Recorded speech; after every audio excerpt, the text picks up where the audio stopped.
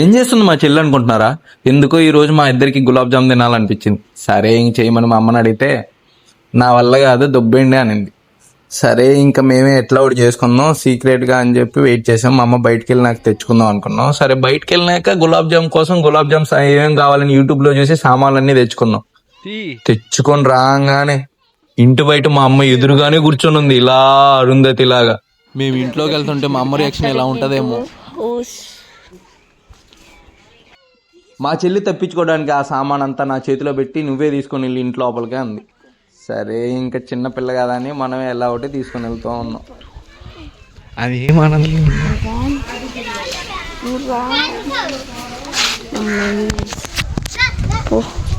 ఇంకా పట్టుకో.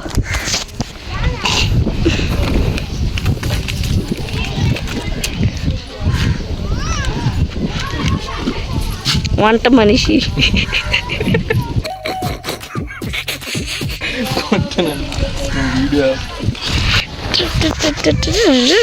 లోపలికి వెళ్తుంటే ఏదో ఎంటరింగ్ టు డ్రాగన్ హౌస్ అనేటట్లు ఉంది. అలా మా అమ్మ కోపంగా చూస్తుంది, వీళ్ళకి ఈ రోజు గ్యాస్ అంతా అయిపోగొడతారని. సరే తీసుకొని వెళ్ళి సీక్రెట్ గా తీసుకొని వెళ్ళామా, మా అమ్మ అలా కోపంగా చూస్తుంది. ఇంకెలా ఒకటి ఓపెన్ చేసి గులాబ్ జామ్ పట్టడం. సరే ఇంక యూట్యూబ్లో చూడడం మొదలు పెట్టాం. ఇంక కష్టమంతా మా చెల్లిదే.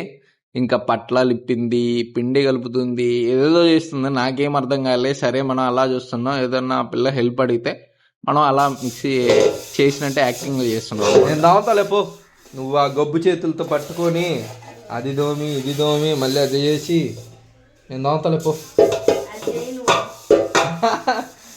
ఏమయ్యాలి దాంట్లో నీళ్ళు కదా. 6 kg ఇంకైతే స్టార్ట్ చేసాం గులాబ్ జామ్ చేయడం. ఫస్ట్ అయితే బాండళ్ళు నూనె అంతా గ్యాస్ మీద పెట్టాం. తర్వాత ఒక పెద్ద దబర తీసుకొని దాంట్లో కొంచెం చక్కెర వేసి ఏదేదో యూట్యూబ్లో చూసాం కొన్ని ప్రయోగాలు. ఇంకా అలా స్టార్ట్ చేసాం. ఇంకా మా చెల్లి నేను కలిసి మొత్తం ఇంకా మా చెల్లి హ్యాండ్ ఓవర్ మొత్తం వంట అంతా. నేను పక్క నుండి చిన్న చిన్న హెల్ప్ చేస్తున్నాను. ఇంకోటి వేసి ఏమది తీయ వస్తుంది అంతే కదా. ఎక్కువ వేసుకుంటా 1/2 kg తెచ్చేవాడ 1/2 kg అని చెప్పారు. మాకు ఎంత చక్కెర వేయాలి తెలీదు, కొద్దిగా ఏమంటే మా చెల్లె ఇంత వేసేసింది. ఏంది అంత వేసి పనుకున్నావా? ఏంది ఎంత పడుందా? అంతేనా? అవునవును, పైనుంచి వీడియోలో చూస్తుంటే తెలిసిపోతుంది. ఇంకైతే మేము చేసిన ఉండలు నూనెలో వేయడం స్టార్ట్ చేసాము. నూనెలో ఉడుకుతూ ఉన్నాయి. మా చెల్లి ఇంకా చిన్న చేయమంటే కొద్దిగా లావుగా చేసింది. అవేమో బోండాలా గుబ్బే, మాకే అర్థం కాలేదు ఈ గులాబ్ జాములా బోండాలా అని. అంత లావు అయ్యాయి, మీరే చూడండి. ఫైనల్గా అయితే పాకంలో వేసి గులాబ్ జామ్ మేము రెడీ చేసేసాం. మీరే చూడండి ఎలా ఉన్నాయి.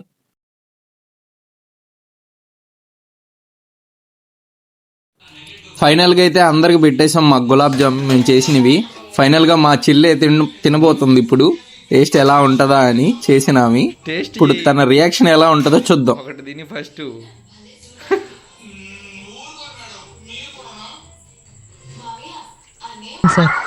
రకరకాలుగా ఉంది మాస్టర్. తిను చేసిందానివి. చేసింది ఎత్తుకోపోయి డస్ట్బిన్ లో పడేసింది. అయినా కూడా నేను వదలలేదు, తినమని చెప్పాను. అందుకే మళ్ళీ తింటుంది. చూద్దాం ఇప్పుడు ఎలా ఉంటుందో.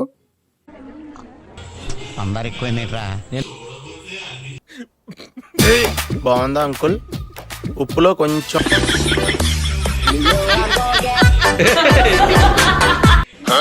తిను.